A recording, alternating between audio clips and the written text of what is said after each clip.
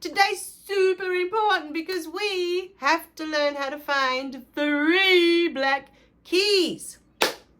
3. Now we've done 2 black keys and that was wonderful. That was all lesson 1, learning how to find our 2 black keys. Today we are going to learn how to find 3 black keys, and we are going to do the same as we did with our other keys.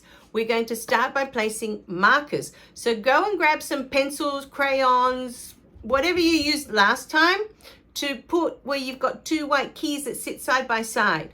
Okay, so that is what we're going to do first. So grab whatever you want to use as markers first, and then I'll see you at my piano. Go! Okay, so in this lesson, we are going to learn how to find 3 black keys.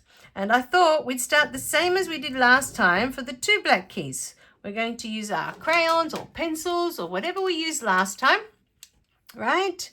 And what we're going to do is find where we have 2 white keys, 2 white keys together without any black keys between them.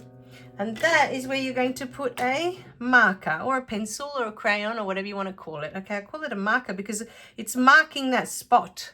That's the whole reason. So this wouldn't be a spot here because there's a black key in between them. We need 2 white keys that doesn't have any black keys in between them. So here I'm going to place another crayon to mark that spot. Then I'm going to find the next 2 white keys that don't have any black keys in between them. And I'll put a crayon there to mark that spot. And then I'm going to find the next 2 white keys. And I'm going to place a marker there and knock everything else over while I'm in the process. Again, then find the next 2 white ones there. And put a nice crayon to mark that spot. And then, have we got room for one more? Yes. 2 white keys there. 2 white keys without any black keys between them. So none of these would count because they all have a black key in the middle. So they don't count. You have to have 2 white keys with nothing in between them, right? 2 white keys and there's nothing in between them. That's where you want to put your markers. Now, we want to find the 3 black keys this time, right? So there's 3 here. And then we have to skip over this group of 2 to find the next 3.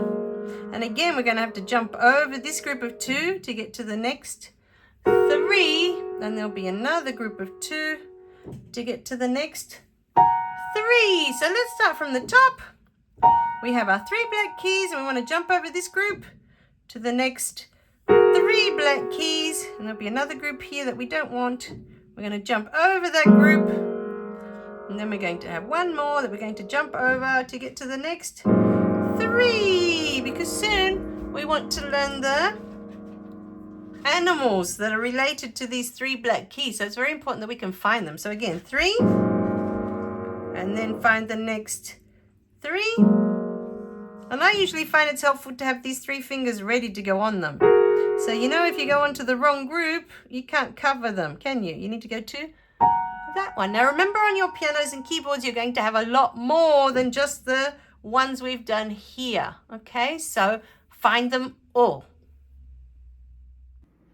Right, so how did you go finding our 3 black keys? Now this is really important because we need these 3 black keys so that we can find more animals on the piano. Okay, we need to find the names of all the other white keys that we have on there. And for that, we need to be able to find these 3 black keys. They're super important. So please practice lots and lots how to find the 3 black keys. If you need to for a few days, just leave the markers there on those 2 white keys that sit side by side. If they help, okay, just leave them there. And then just for a few days while you're learning how to find your 3 black keys, okay? And then when you're really good at spotting the 3 black keys without them, you can take them away. Okay? Just keep practicing. You'll be fine.